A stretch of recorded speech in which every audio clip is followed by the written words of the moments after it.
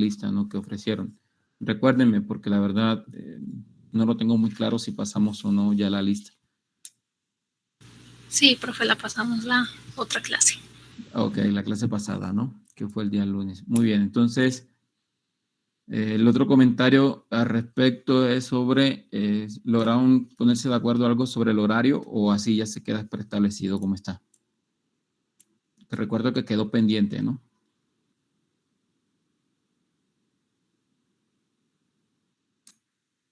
Creo que se va a quedar así, profesor, como lo tenemos ahorita. Bueno, muy bien. Sí, es que lo habíamos intentado ver y cambiar y eso, pero había personas a las que se le empalmaba. Bueno, ok, no hay problema. Entonces, vamos a continuar pues con el horario original que tenemos preestablecidos. Muy bien, entonces vamos a iniciar la clase del día de hoy. Vamos aquí a presentar.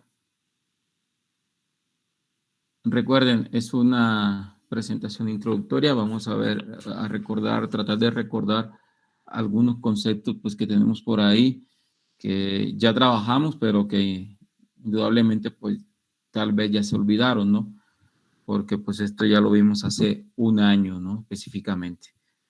Entonces, teoría y diseño de mecanismo, pues entra dentro de las nuevas categorías, dentro de los nuevos cursos, ¿no?, que se están impartiendo cuando se modifica el mapa curricular o el plan curricular de toda la carrera, ¿no?, de ingeniería en robótica y mecatrónica. Esto para continuar con la parte de los mecanismos. Aquí vamos a realizar lo que es un análisis, ¿no?, para que nos ayude un poquito a desarrollar esa creatividad que ya tenemos y aumentar un poco la disposición que tenemos, ¿no?, para trabajar este tipo de problemas enfocados más que todo a la parte de diseño, ¿no? Diseño de elementos de máquina, a diseño asistido por computadora, que yo creo que ustedes optaron como por este brazo, ¿no? Sin embargo, pues aquí, aunque ya lo habíamos dicho, vamos a tratar nuevamente de instalar este software, si lo habíamos desinstalado de nuestra computadora, pues para poder ayudarnos, ¿no?, un poco en la parte del software del análisis 3D para poder simular movimientos y ese tipo de cosas, ¿no? Y porque, bueno, se preguntarán, bueno, para el final, ¿para qué sirven los mecanismos? ¿Eso para qué utilidad tendrá, no? Y recuerden que generalmente los mecanismos sirven para realizar un tipo de movimiento determinado o podría, o sea, porque también podría ser las dos cosas.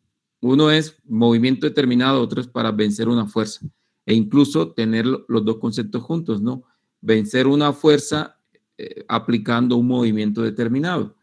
Y les digo, eso ya entra dentro de la categoría de la parte de diseño, ¿no? Diseño de elementos de máquinas. Para eso, pues, es necesario, se hace justo y necesario la parte de teoría y diseño de mecanismos. Hay varias formas de estudiar un mecanismo. Lo primero, pues, es el análisis de mecanismo y la síntesis de mecanismo. Permítame para grabar la clase y tener ahí el registro, ¿no? En caso dado de que alguno de ustedes quiera nuevamente realizar un análisis para revisar algunas cositas, ¿no?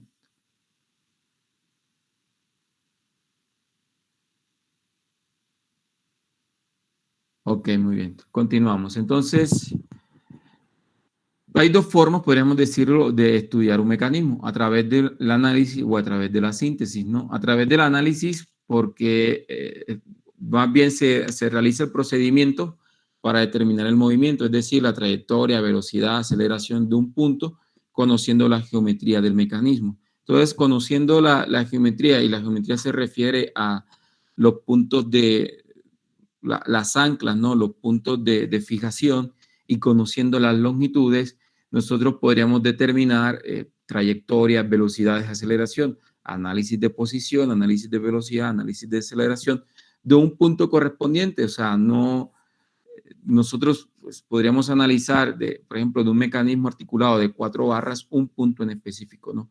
En ese punto, ¿cuál sería su trayectoria? dependiendo de ciertas condiciones, cuál sería su velocidad, cuál sería su aceleración, ¿no?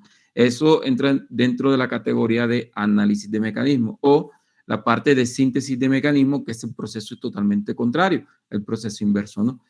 Ya conocemos el movimiento y solamente pues, nos falta determinar las dimensiones geométricas. Es decir, nosotros sabiendo o conociendo por los puntos o el punto que el mecanismo tiene que pasar a través de toda su secuencia, y eso pues nosotros vamos a realizar algunos ejercicios de esa parte de síntesis de mecanismo. Entonces ya nosotros vamos a analizar a través de un proceso geométrico o a través de un proceso de dibujo, pues, vamos a conocer o vamos a determinar las dimensiones que debe tener esas barras, ¿no? Lo que deben tener esos eslabones. Entonces, esas dos formas. Primero, teniendo ya el mecanismo hecho, ya conociendo las longitudes, ya conociendo las dimensiones, ya conociendo los puntos de anclaje, pues nosotros podemos hacer el análisis y determinar posición, velocidad y aceleración. O lo contrario, conociendo las dimensiones, conociendo los puntos de anclaje, conociendo toda la parte geométrica del mecanismo, entonces nosotros vamos a conocer el movimiento, ¿no? Son esas dos formas, ¿no? Y las etapas del análisis, análisis cinemático, análisis estático y análisis dinámico, ¿no? El análisis cinemático, como les había adelantado en la clase pasada, es un análisis que se hace teniendo en cuenta pues la parte estructural, la parte geométrica del mecanismo. Aquí no entran fuerzas, aquí no se hace el análisis teniendo en cuenta las fuerzas que interactúan de forma externa al mecanismo, simplemente la parte geométrica, ¿no? Y el análisis estático es parecido, solo que aquí hablamos de bajas velocidades, ¿no? Y análisis dinámico cuando ya hablamos de altas velocidades. Eso para hacer referencia a las etapas del proceso de análisis.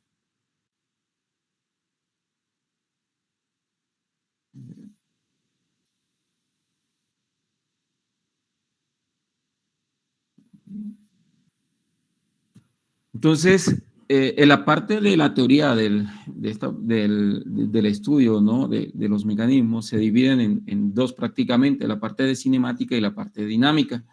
La cinemática, pues, ese es el análisis de los movimientos independiente de las fuerzas, y lo dinámico, pues ya ahí entra la dualidad de fuerza-movimiento, y ya se tienen en cuenta las fuerzas y los fenómenos dinámicos resultantes, ¿no? Y vemos en esta pequeña imagen, bueno, en esas dos imágenes, uno de un marco de color azul, el otro de marco de color rojo, la parte diferencial entre una y otra, ¿no? La parte azul, pues ahí estaríamos haciendo un análisis cinemático, la parte roja, pues un análisis dinámico, ¿no?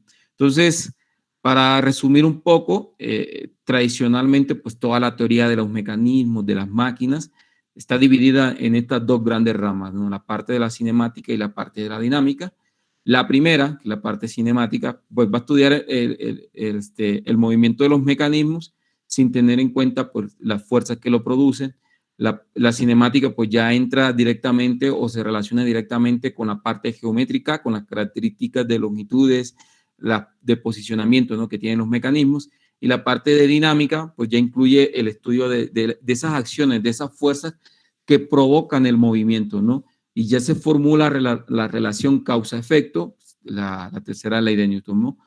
Y de aquí, porque estamos hablando siempre de mecanismos y dinámicas, ¿no? Y de esa dualidad de fuerzas y movimiento surge esa lucha, esa batalla conceptual que se da, que es una máquina, que es un mecanismo, o sea, cuando un concepto prevalece sobre el otro, ¿no?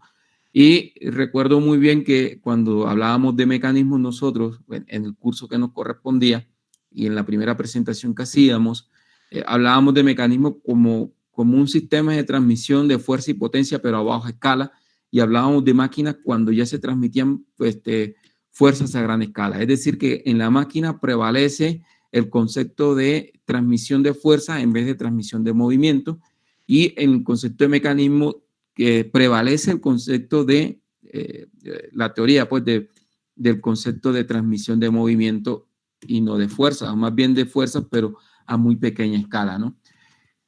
Esto se ve claramente cuando hablamos de un ejemplo como es el motor, ¿no? El motor de un coche, un automóvil, motor. Hablábamos de mecanismo cuando vemos o cuando hacemos el análisis de transformación de movimiento del pistón, que es un movimiento rectilíneo alternativo, a un movimiento circular, ¿no? Entonces, cuando ese movimiento de ese cilindro, de ese pistón, se convierte, porque es un movimiento rectilíneo, es un movimiento de vaivén, ¿no? Un rectilíneo alternativo se convierte en un movimiento circular, que es la parte del cigüeñal. Y recuerden que ya la parte del cigüeñal pues ya está conectada al embrague, a la caja de transmisión. Y entonces hablamos de ese análisis, ¿no? Hacemos ese análisis como mecanismo, transformación del movimiento en rectilíneo uniforme a circular. Ahí hacemos lo damos como un ejemplo de un mecanismo de 4 barras, y lo estudiamos así, ¿no? Pero cuando estudiamos el proceso de transformación de gases, de explosión, ya hablábamos entonces de una máquina y hablábamos de máquinas térmicas.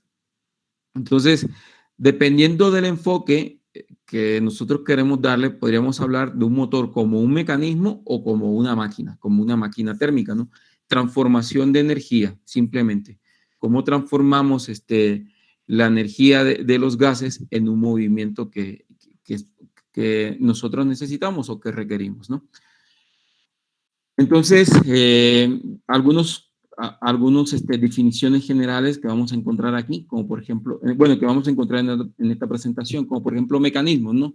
¿Qué es un mecanismo? Mecanismos, pues es un conjunto de elementos que transmiten movimientos, desarrollan fuerzas de muy baja intensidad y que transmiten poca potencia, ¿no? Y vemos algunas imágenes referidas a la parte de mecanismo. Por ejemplo, el primer mecanismo que vemos allí es como para medir longitudes, ¿no? Se me escapa ahora el nombre de esa máquina. Vemos en la imagen del medio, es un sistema de engranajes, un sistema de tren de engranajes que utilizan las cajas de transmisión de los automóviles. Cuando nosotros queremos, dada la velocidad en este caso, pues del motor, que es el que origina, ¿no? El movimiento, y nosotros queremos transmitirla a la rueda, que es al final, pues el elemento, digamos, final, el elemento conducido y que va a ejercer la acción. Entonces, para poder transmitir o poder relacionar la velocidad preestablecida que nosotros queremos, pues encontramos este tipo de mecanismo, ¿no? Que es el tren de engranaje. Y la última imagen que vemos ahí es un tornillo sin fin. Recuerden que el tornillo sin fin no es más que un tornillo de gran longitud que tiene como especie de unas aspas. Hay un movimiento circular, ese movimiento circular permite el traslado ya sea de material o de elementos desde un extremo al otro, ¿no? Desde un punto a otro. Entonces, para eso sirve la parte de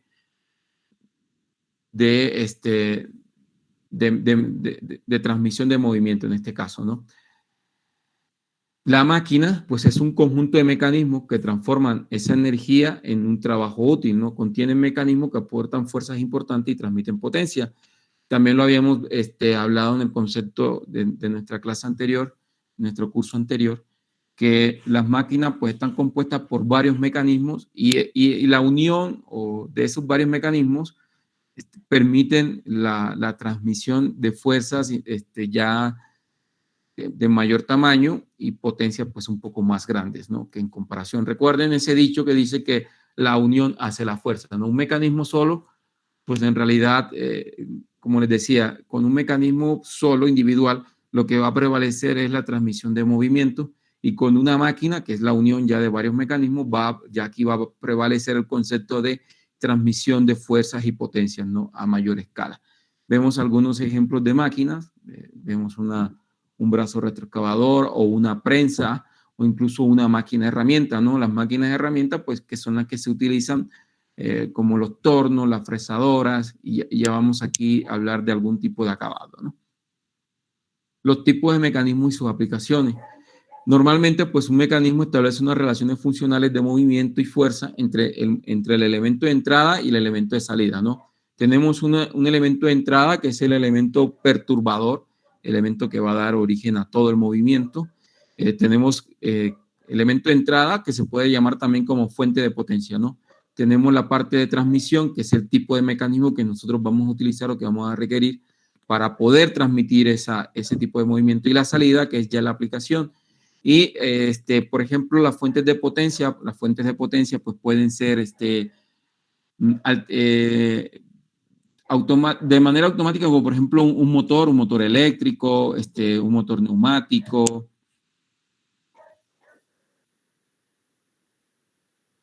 ¿Alguien quería preguntar algo? Es que se interrumpió acá.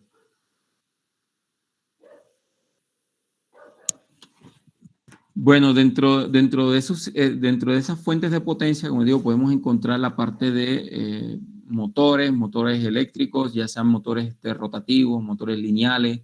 Podemos encontrar motores hidráulicos. Recuerden que lo habíamos visto también el semestre pasado con la parte de sistemas soloneumáticos. Y recuerden que hay símbolos, ¿no?, para identificar lo que son los motores hidráulicos rotativos, motores hidráulicos lineales, igual motores neumáticos. Y la parte también podemos hablar de fuentes de potencia manuales. Las fuentes de potencia manuales pues pueden ser las manivelas, ¿no? Recuerden lo del molino esa de las abuelitas. Esa manivela pues es una fuente de potencia. En este caso pues la fuente de potencia la da la persona que está manejando la manivela. También podemos encontrar palancas. Recuerdo que, bueno, yo eso aquí casi no lo vi, pero hay algunas bombas, por ejemplo, cuando se trata de sacar el agua para bombearla o para extraerla del subsuelo, se utiliza unas bombas manuales que trabajan con unas palancas. Generalmente se utilizan cuando, bueno, yo lo vi donde yo soy originario, porque el agua ya no está tan profunda, no hay agua a unos 10, 12, 15 metros. Y pues ya aquí hablamos de profundidades mucho más grandes, de 20, 30, 50 o más de 100 metros, ¿no?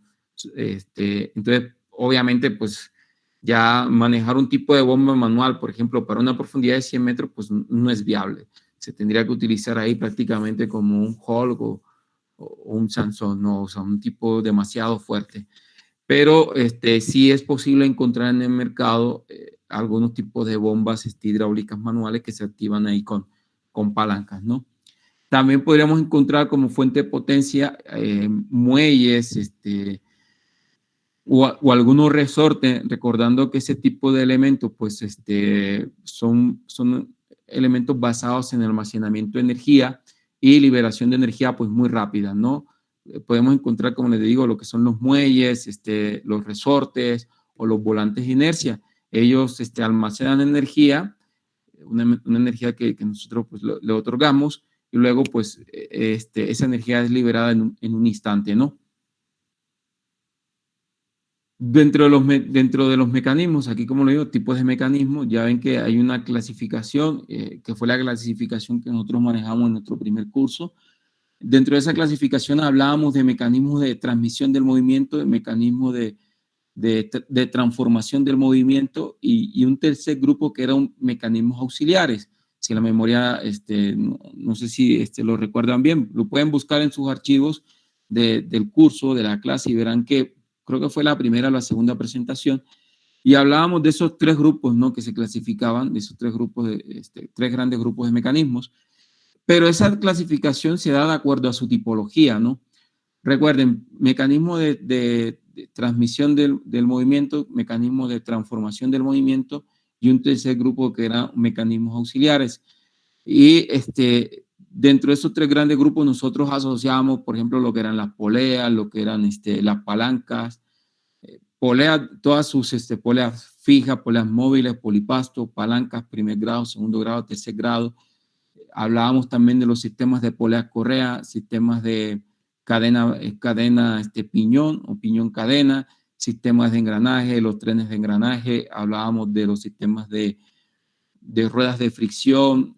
¿Qué más tratábamos también allí? Y en el tercer grupo, que era como que los mecanismos auxiliares, eran los mecanismos que no entraban dentro de esas dos clasificaciones generales, y ahí encontrábamos mecanismos que ayudaban, por ejemplo, a la absorción de energía, como los resortes o los volantes de inercia. Encontrábamos mecanismos que servían para el sistema de de control de movimiento, como por ejemplo el frenado, un sistema de frenos, es un mecanismo. Hablábamos de mecanismos auxiliares como que permitían el acople o desacoplar ejes, como los embragues, y mecanismos que permitían solamente el movimiento en un solo sentido, como son los trinchetes, ¿no? Los trinquetes. Esos eran los mecanismos que se asociaban pues con esos tres grandes grupos de acuerdo a su tipología. Aquí vamos a ver un poco más específico, vamos a abrirnos un poco más para tratar de hacer ambiguos, ¿no? Y tratar de asociar un poco más los mecanismos. Entonces, hablábamos, el primer grupo, mecanismos de levas, son mecanismos compactos, relativamente fáciles de diseñar, entran en un juego cuando el elemento de salida se exige en funciones tales como una ley de desplazamiento, velocidad, ya sea velocidad o aceleración compleja, que no puede ser realizada por un mecanismo de barras, una detención temporal del elemento conducido, a pesar del movimiento continuo del elemento de entrada, o generar un ciclo, ¿no?, del elemento conducido para n ciclos del elemento de entrada. Para explicarlo un poco más a detalle, ahí vemos esa imagen, es una leva y vemos una válvula, ¿no? Aquí encontramos la parte superior podría ser de un motor de combustión interna, ¿no? Ese motor de combustión interna van a haber varios sistemas. Vamos a encontrar lo que son las levas o árboles de leva, vamos a encontrar las válvulas. Recuerden que las válvulas son para apertura o cierre. Apertura, cuando entra el aire, o cuando entra aire y gasolina, ¿no? Cuando es motores de combustión interna gasolina, cuando es motores de combustión como el diésel, simplemente entra el aire, ¿no? Sí saben ustedes más o menos, o sí reconocen más o menos cómo funciona un motor de combustión interna, ya sea ciclo Otto, que son los motores de gasolina, o un ciclo diésel, que son los motores pues a diésel. Sí, más o menos pues, ubican, saben, tienen alguna idea general. Sí, un poquito. ¿Sí? ¿O no?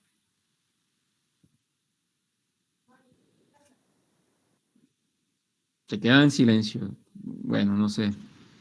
No, le digo que sí, que un poquito sí. Bueno, pero ¿y los demás? ¿O hablas por todos? Ah, no, yo hablo en mi individualidad. ¿Y los demás? Ah, Sí, más o menos, profe. Más o menos. Sí, también. Ok, entonces para saber que no estoy hablando aquí locuras, ¿no? Para saber que están hablando bien. Entonces, como decía ahí, ¿no? Las funciones de esos mecanismos de levas. La ley de desplazamiento compleja que no puede ser realizada por un mecanismo de barras, ya sea de 4, 5, 6 o más barras, ¿no? Que no se puede llegar a cumplir. Y una característica fundamental allí, ¿no? Es una detención temporal del elemento conducido a pesar de que ese movimiento continuo del elemento de entrada. En este caso, pues el elemento de entrada es la leva, ¿no? El elemento de entrada, la leva, va a tener un movimiento continuo, es un movimiento giratorio ahí que él siempre va a tener. Y a pesar de que él tiene ese movimiento continuo, ese movimiento giratorio siempre, el movimiento de salida, que va a ser la válvula, pues va a ser un momento abierta, un momento se cierra, en un momento se abre, en otro momento se cierra, ¿no? Entonces, a pesar de que hay una continuidad en el movimiento de entrada, el movimiento de salida tiene una discontinuidad, o sea, hay una detención temporal allí. Es decir, él se abre, se mantiene abierto cierto tiempo, se cierra, se mantiene cerrado cierto tiempo, ¿no? Es como si él hiciera las funciones, pero pausadamente, ¿no? De manera interrumpida. Me abro, me mantengo abierto un tiempo, me cierro, me mantengo cerrado un tiempo. A pesar de que, como les digo, la leva pues siempre va a estar girando. Entonces, ¿cómo sucede eso? Porque la leva pues no es completamente circular, sino que la leva pues tiene una parte ahí circular amorfa, ¿no? Pareciera que fuese un huevito un poquito más ondulada en ciertas partes, ¿no? Y eso es lo que le permite al elemento de salida, pues, la detención. Y lo otro es que puede generar un elemento, generar un ciclo del elemento conducido para n ciclos del elemento de entrada, ¿no? Entonces, por ejemplo, puede que en 2 giros de la leva, pues se suceda el ciclo de la válvula. ¿Cuál es el ciclo de la válvula? Abrir, permanecer abierta, cerrar, permanecer cerrada, ¿no? Hablamos ahí de 4 tiempos entonces para la válvula. Abro, mantengo abierto. Abrir sería el primer tiempo, mantener abierto sería el segundo tiempo, cerrar sería el tercer tiempo, mantener cerrado sería el tercer tiempo, haciendo ese tipo de análisis, ¿no?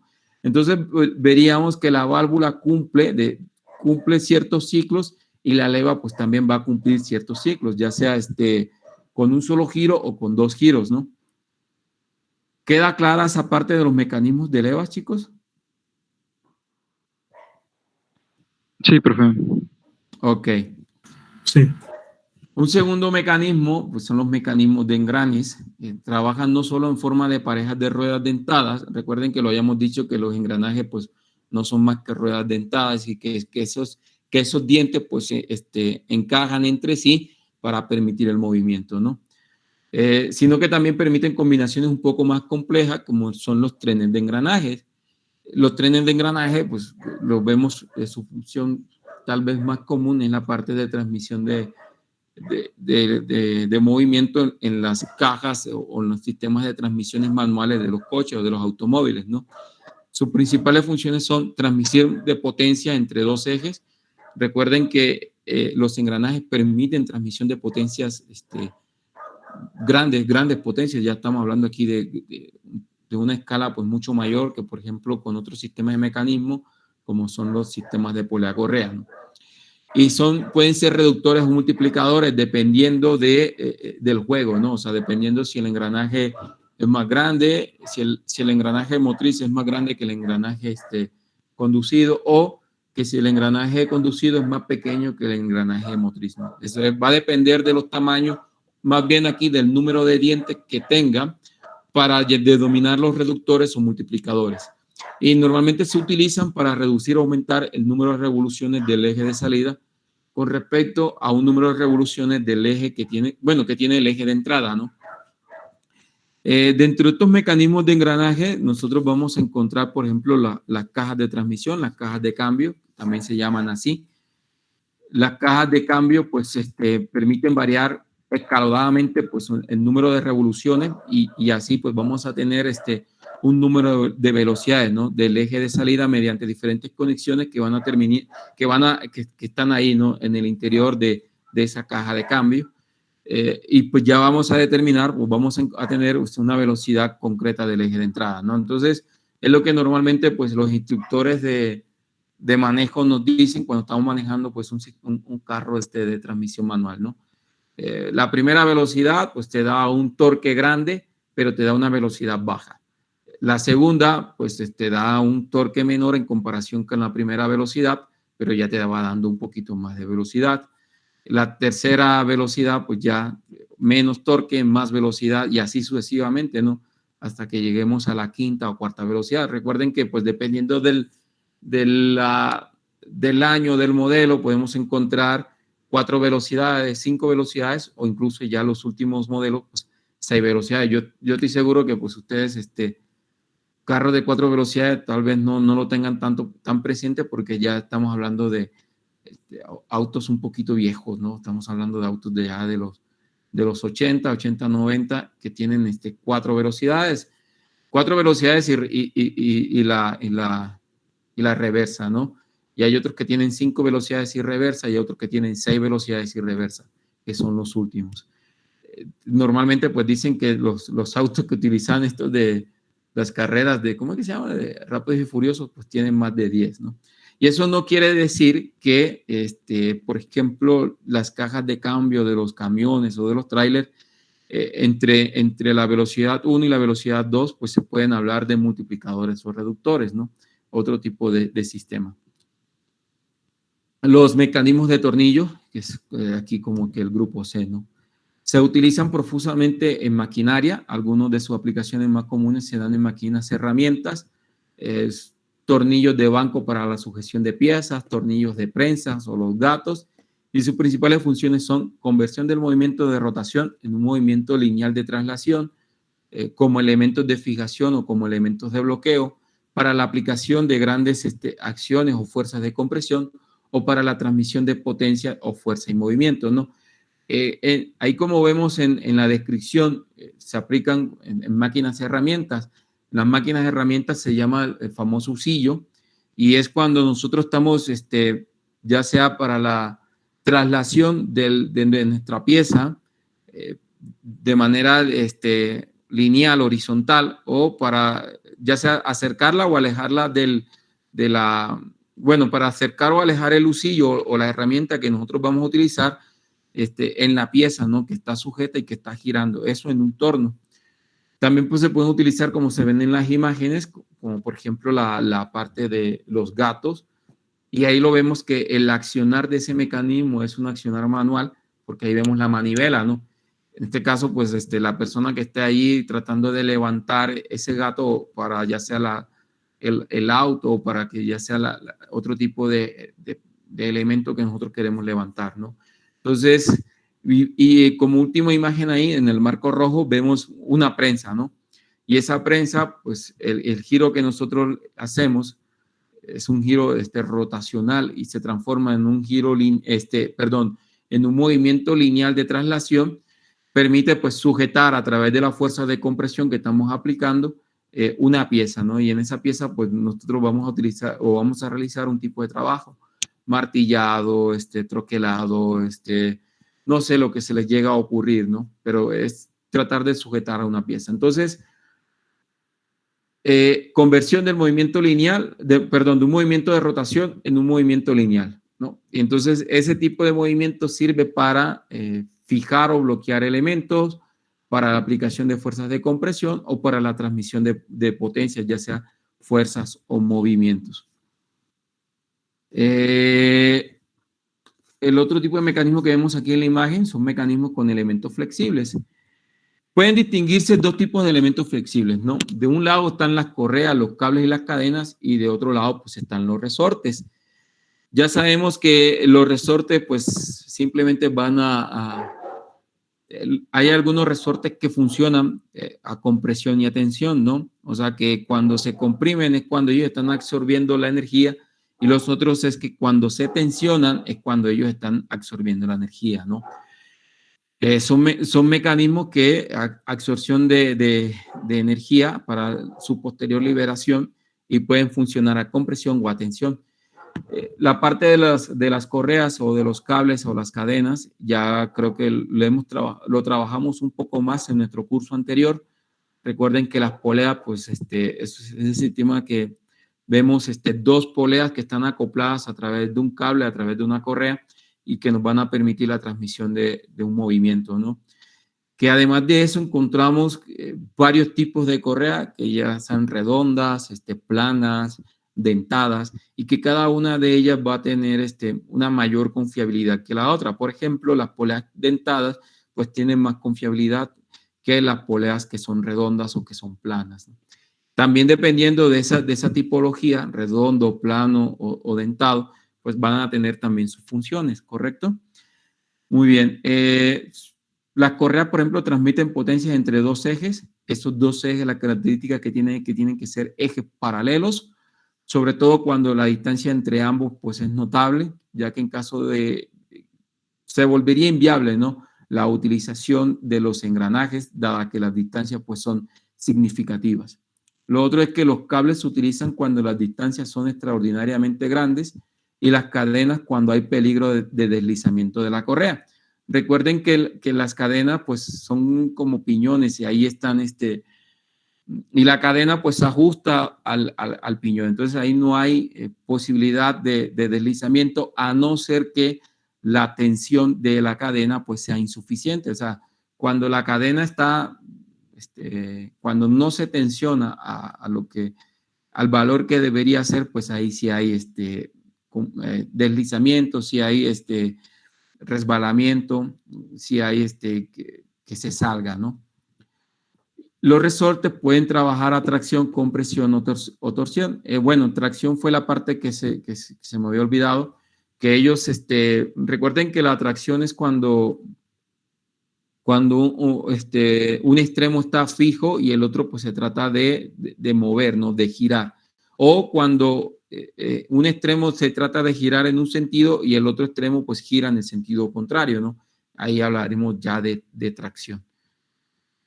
Mecanismos pues de elementos fluidos. Bueno, aquí para tratar un poquito más, la parte de los resortes, pues ya saben que su principal función pues, es absorber energías, absorber grandes cargas de choque, como se utilizan en las suspensiones de los vehículos.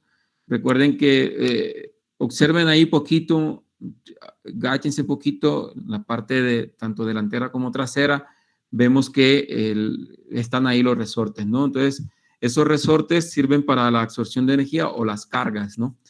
En algunas ocasiones ya camiones de gran carga, pues ya en vez de resortes vamos a ver lo que son los muelles. O sea, los muelles en este caso pues van a reemplazar la función de los resortes, pero en realidad pues van a cumplir la misma función, ¿no? Se utiliza también como fuentes de potencia o como elementos de cierre en algunos mecanismos, como son los elementos como son las levas, los embragues o los frenos, ¿no? Los cables pues se podrían utilizar como frenos de cinta o como elementos de transmisión en las variedades de velocidad, ¿no? Por ejemplo, en la bicicleta, cuando nosotros queremos cambiar de velocidad, normalmente utilizamos como especie de un,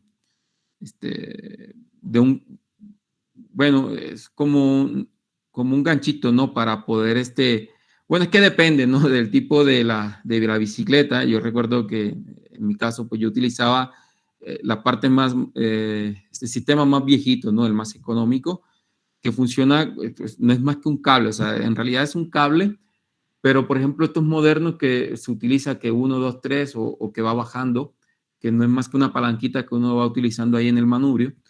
Entonces esa palanquita lo que hace es tratar de estirar el cable o de soltarlo, ¿no? Entonces cuando uno lo activa, por ejemplo cuando sujeta del 1 al 2, él lo que hace es, tiene un sistema ahí de trinquete que amarra el cable, lo que hace que el cable se estire y que cambie, ¿no? O soltar el cable se suelta y pues también va a haber un cambio en la tensión, y al haber un cambio en la tensión, la cadena o el piñón pues ya se va a escalar, ya sea que suba para aumentar el número de dientes o que baje, ¿no? Para disminuir el número de dientes. Eso ya lo que nosotros queremos.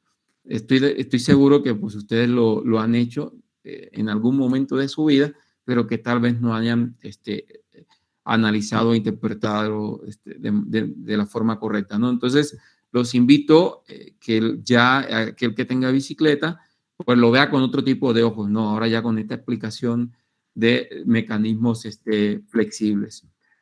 Mecanismos con elementos fluidos, nosotros lo vimos en el curso anterior, sistemas neumáticos.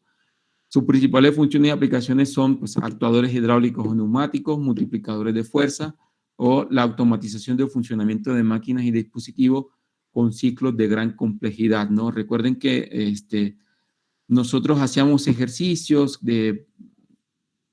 para hacer diagramas, ¿no? Que van a depender del sistema de actuador, ¿no? Recuerden que era sacar un émbolo de un pistón que quedara cierto tiempo allí y que luego entrara, o ya lo habíamos visto, ¿no?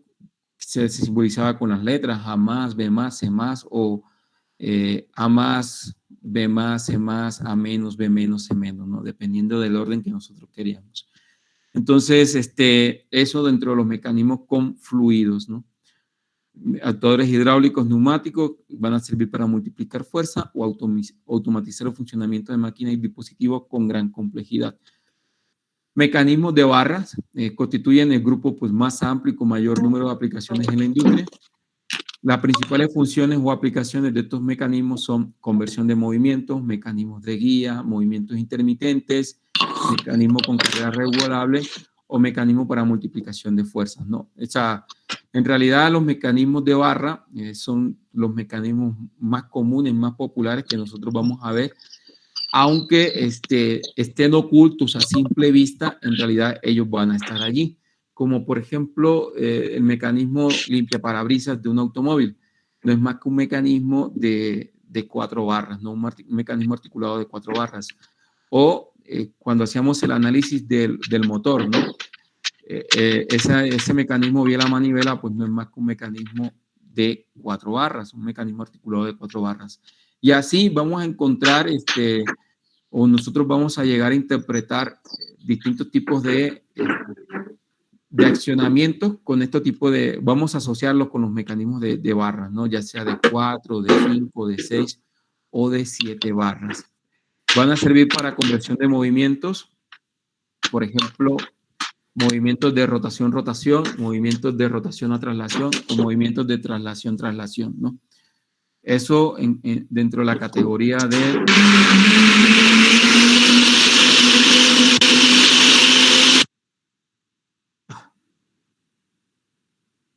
Hay que tener cuidado cuando se activa el micrófono, ¿no? Entonces, repetimos, mecanismos de barras. Dentro de esos mecanismos de barra, conversión de movimientos, mecanismos de guía, movimientos intermitentes, mecanismos con carrera regulable o mecanismos para multiplicación de fuerzas, ¿no? Conversión de movimientos, como los tipos de mecanismos que nosotros estamos viendo allí en la imagen esta. Movimientos de rotación a rotación, por ejemplo, tenemos un movimiento original. Aquí es la interpretación de un mecanismo, podría ser un mecanismo de limpiaparabrisas. Tenemos un movimiento que es, un movimiento de entrada que va a ser completamente circular y el movimiento de salida que va a ser pendular, ¿no? Que se va a mover como especie de un péndulo. Entonces, ahí hablamos de movimiento de rotación a rotación, transformación de ese tipo de movimientos. O como si fuese el motor. Miren, este es un mecanismo de 4 barras, este es un mecanismo ya de más barras, ¿no? Ahí estamos hablando de 1, 2, 3, 4, 5, 6, 7 barras. Este es un mecanismo de 7 barras. Es un mecanismo que va a transformar un movimiento de rotación, que este mecanismo que está aquí, tiene un movimiento de rotación y el movimiento de salida, el eslabón de salida, pues va a tener un movimiento de traslación. En este caso, pues un traslación lineal, ¿no? Que va a haber un desplazamiento lineal ahí, izquierda-derecha. O un poco más complejo, que es un mecanismo de transformación de movimiento de traslación a traslación, ¿no? Entonces, originalmente, pues va a tener un sistema de traslación y su resultado, su respuesta, pues también va a ser un movimiento de traslación, ¿no? Esto dentro de los mecanismos de conversión de movimiento, mecanismos de guía, pues también vamos a encontrar algunos mecanismos articulados que van a ser así de barras y van a servir simplemente de guía, ¿no? De guía, por ejemplo, para que se conserve cierta trayectoria, ya sea rectilínea, o para que se conserve cierta trayectoria, por ejemplo, de traslación, ¿no? Movimientos intermitentes, por ejemplo, cuando tenemos un movimiento de entrada y queremos que ese movimiento de salida pues tenga algún pausa en cuanto a su movimiento normal, ¿no? Como por ejemplo los famosos trinquetes. Aquí vamos a ver los mecanismos de Malta. El mecanismo, por ejemplo, va a ser un movimiento continuo allí de giratorio. Sin embargo, pues el movimiento final, el movimiento de salida, pues va a estar ahí intermitente, ¿no? O sea, se va a pausar. ¿Por qué? Porque, como les digo, aquí va a ser un movimiento como de trinquete, como el mecanismo de la cruz de Malta, ¿no? Mecanismo con carrera regulable, ya lo habíamos visto también de una forma u otra, que se va a regular un poco la salida, ¿no? O mecanismos para multiplicación de fuerza, dependiendo de las barras, dependiendo de la ubicación espacial de esas barras, dependiendo de las longitudes de esas barras, pues se puede multiplicar la fuerza. Entonces, ya adelantándonos un poco, la parte aquí de los tipos de movimientos, vamos a encontrar 3 tipos de movimientos, ¿no?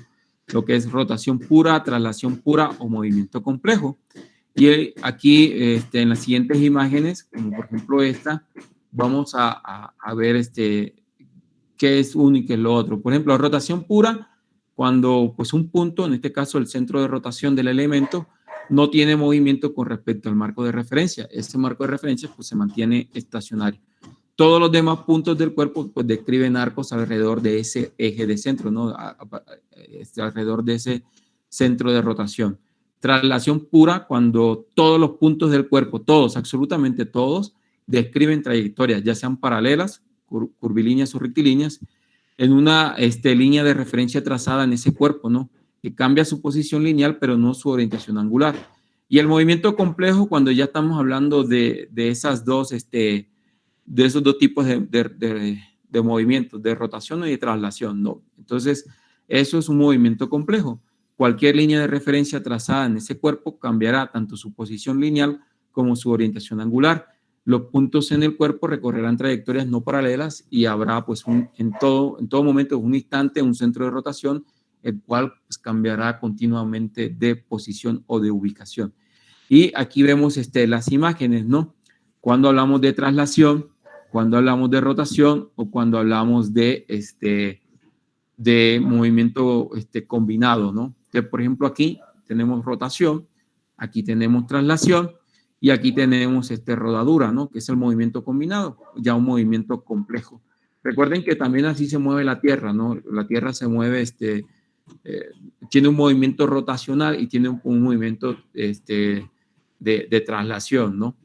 Va a depender con respecto a ese movimiento día y noche y con respecto a ese movimiento, pues la vuelta al sol, ¿no? Ya estamos hablando ahí de rotación o traslación. Vamos a ver entonces lo que son eslabones, juntas y cadenas cinemáticas. Pues los eslabonamientos pues son bloques de construcción básicos de todos los mecanismos. Recuerden el concepto que nosotros dábamos en nuestro curso de mecanismos. Nosotros decíamos que internamente pues un mecanismo lo vamos a encontrar con algunos operadores y que esos operadores reciben algunos nombres, ¿no? Reciben nombres de eslabonamiento, reciben nombres de eslabones, reciben nombres de levas, reciben nombres de engranes. Entonces, hacíamos la analogía en aquel entonces como del átomo, ¿no? O sea, veíamos el átomo como la parte fundamental o más bien de la célula, ¿no? La célula como la parte fundamental del tejido, de la vida. E internamente la célula, pues encontramos algunos componentes como el núcleo, que las mitocondrias, que algunos otros más, ¿no? Ahorita no recuerdo clases de biología de preparatoria. Entonces, aquí hablábamos del mecanismo como la parte fundamental de una máquina, podríamos decirlo así, pero que internamente ese mecanismo podríamos encontrar operadores. Entonces, ahí esos operadores recibían nombres y es lo que nosotros estamos viendo en la descripción de esta diapositiva, ¿no? Son bloques de construcción básicos que tienen todos los mecanismos. Entonces, en realidad todas las formas comunes de mecanismos como levas, engranes, bandas, cadenas, son de hecho variaciones del tema común de eslabonamientos, ¿no? Y los eslabonamientos pues se componen de eslabones y juntas. Recuerden que los eslabones tienen nodos, ¿no? Los nodos son los puntos que nos permiten la unión con otros eslabones. Había también una clasificación que encontrábamos eslabones binarios, ternarios y cuaternarios y así sucesivamente, ¿no? Eslabones binarios porque tenía dos juntas. Eslabones ternarios porque tenían tres nodos. Bueno, eslabones binarios, dos nodos. Eslabones ternarios, tres nodos. Eslabones cuaternarios, cuatro nodos. Y los nodos son los puntos de uniones entre dos o más eslabones. La junta, pues la junta es lo que nos va a permitir esa unión de esos eslabones a través de sus nodos. Y habíamos hablado que había juntas completas o semijuntas, ¿no? Y incluso hablábamos de esa clasificación, no, a ver si no están aquí, no, lastimosamente no lo incluí en la presentación. Dentro de las juntas había una clasificación, ¿no? Juntas de primer grado, juntas de segundo grado, y que esa clasificación pues va a depender de los grados de libertad que nos van a permitir. Y grados de libertad, recuerden que eso es un concepto también inherente, muy importante dentro de la teoría de mecanismos. Entonces, el eslabón, como se muestra, no es más que un cuerpo rígido que posee por lo menos dos nodos. Esos nodos pues son los puntos de uniones con otros eslabones, como ya les había adelantado. El eslabón binario, dos nodos, el eslabón ternario, tres nodos, el eslabón cuaternario, pues, cuatro nodos, ¿no? Junta es la conexión entre esos dos o más eslabones que se da a través de sus nodos, lo que permite pues algún tipo de movimiento, ya sea un movimiento lineal, rectilíneo, circular, ¿no? o un movimiento potencial, o sea, que se podría llegar a, ese tipo de movimiento que podría llegar a ocurrir entre los dos eslabones que están conectados, ¿no? Las juntas pues también se pueden llamar pares cinemáticos y se pueden clasificar de varias maneras, por el tipo de contacto entre los elementos, ya sea de línea, de punto, de superficie, por el número del grado de libertad permitidos en la junta, por el tipo de cierre, ya sea cerrado por la fuerza o cerrado por la forma, o por el número de eslabones unidos, que es el orden de la junta. Por ejemplo, la parte aquí de los grados de libertad permitidos, encontrábamos juntas que llamábamos juntas completas o las semijuntas. Y recuerden ustedes que las semijuntas permitían un grado de libertad más en comparación con las juntas completas. Además de eso, la parte de los eslabones unidos, porque a través de un nodo no solamente se puede unir dos eslabones, a través de un nodo podrían llegar a unirse tres o más, ¿no? Entonces van a ser el orden de la junta, primer orden, segundo orden, tercer orden, van dependiendo de los eslabones que ellos estén uniendo, ¿no? Cadena cinemática, pues es el conjunto de barras unidas mediante pares cinemáticos y con movimiento relativo entre ellos, ¿no? Entonces, cuando tenemos esos eslabones que se unen a través de las juntas, tenemos varias de ellas, entonces ya hablábamos de cadenas cinemáticas, y que esas cadenas cinemáticas pues van a tener movimiento relativo entre un eslabón y otro, entre ellas, ¿no? Podríamos ver lo que son cadenas cinemáticas, podemos encontrar de dos tipos, ¿no? Las cadenas cinemáticas cerradas o las cadenas cinemáticas abiertas. Las cadenas cinemáticas cerradas, cuando sus barras están conectadas como mínimo a otras dos del sistema, haciendo pues un sistema completamente cerrado. O abiertas, pues lo contrario, ¿no? Cuando no está cerrada, es decir, cuando por lo menos hay una que está ahí abierta, que no se unió, que no se fijó con respecto a la otra. Aquí vamos a ver algunas imágenes para poder interpretar de mejor forma ese concepto, ¿no? En la primera imagen, en esa imagen de marco de color rojo, vemos varias cadenas cinemáticas cerradas. Por ejemplo, vemos ahí mecanismos de 4 barras que tienen diferentes movimientos. Por ejemplo, la primera es un mecanismo de 4 barras en lo cual pues van a ser péndulo, ¿no? O sea, el eslabón de entrada va a tener un movimiento pendular, el movimiento de salida pues va también a tener un movimiento pendular. El segundo ejemplo que vemos aquí, vemos que el movimiento de entrada pues va a tener un movimiento circular, completamente circular. El movimiento de salida pues va a tener también un movimiento ahí como pendular, o sea, un movimiento circular interrumpido, ¿no? No va a ser los 360 grados completamente. Como vemos acá también, perdón, este primero que vimos, ambos tienen movimientos circulares, ¿no?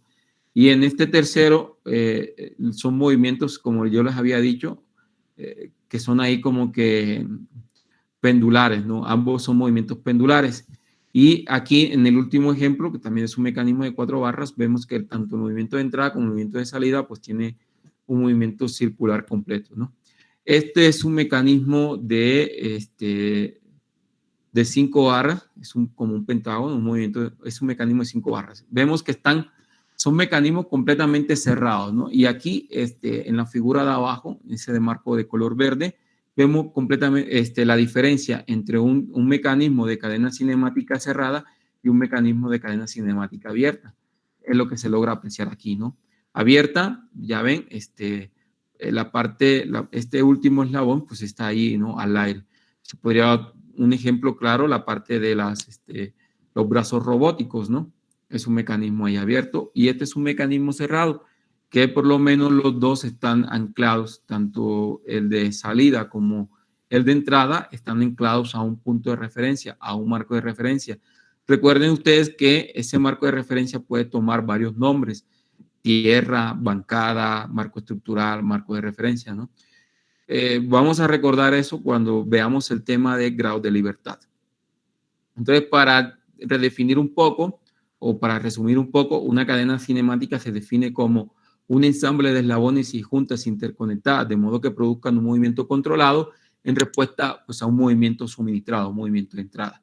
Un mecanismo se define como una cadena cinemática, por lo menos un eslabón se ha fijado a un marco de referencia, el cual por sí mismo pues, puede estar en movimiento.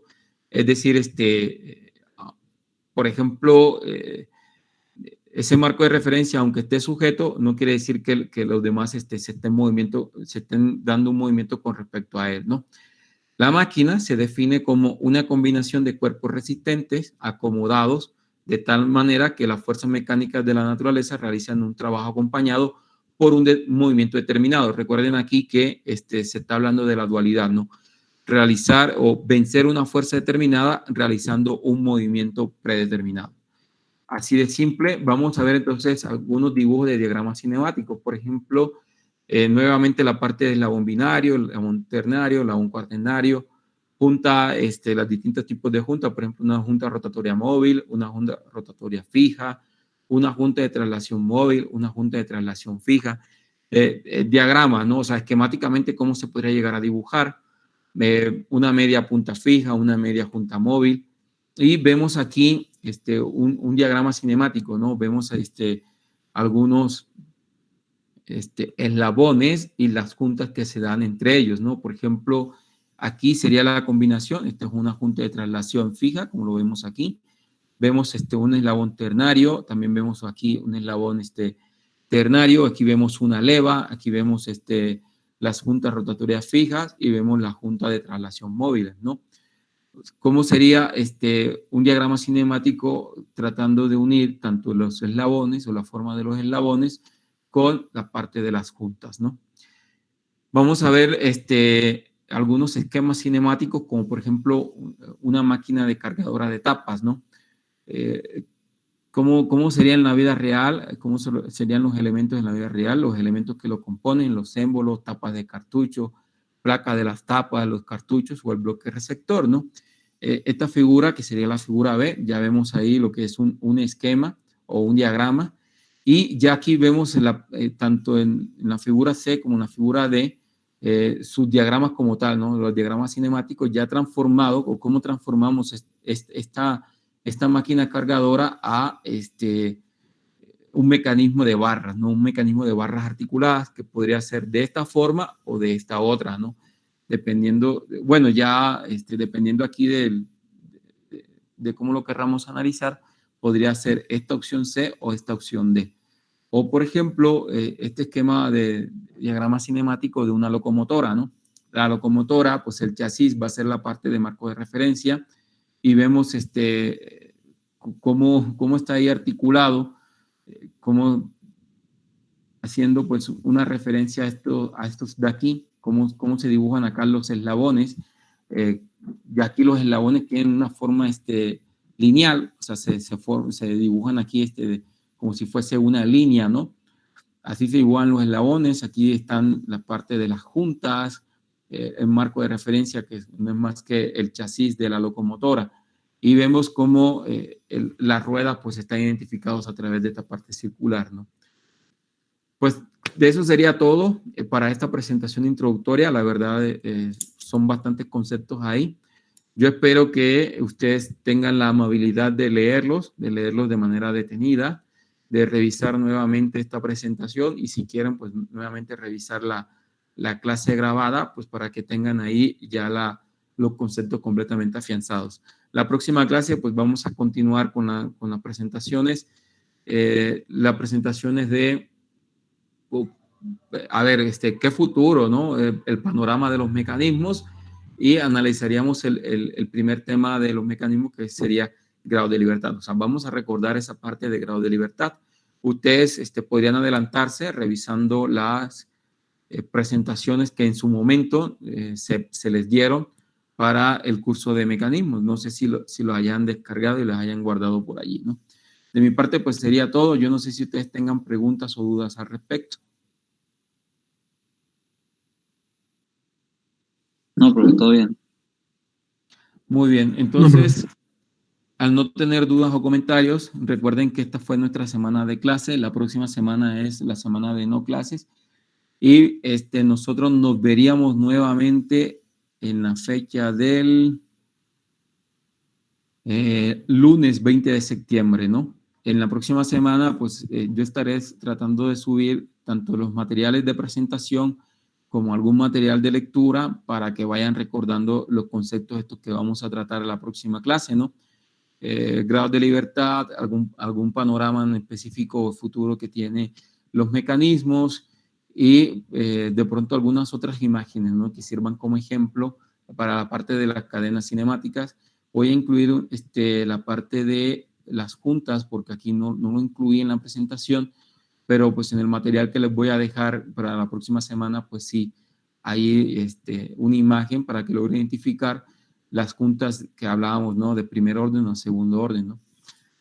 Muy bien, entonces nosotros nos veríamos nuevamente en una reunión virtual el lunes 20 de septiembre a las 12 del mediodía, ¿no? De 12 a 2. De mi parte, pues sería todo. Muchísimas gracias. Que tengan un excelente día, una excelente tarde. Igual, que tengan una excelente semana, ¿no? Recuerden, la próxima semana es semana de no clases. Nos veríamos hasta el 20 de septiembre. ¿Algún comentario al respecto?